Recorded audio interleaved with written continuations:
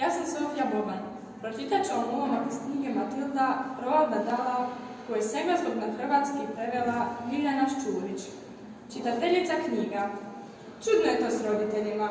Čak i kad im je dijete odvratan mali slinavac, uvjereni su da je najbolje na svijetu.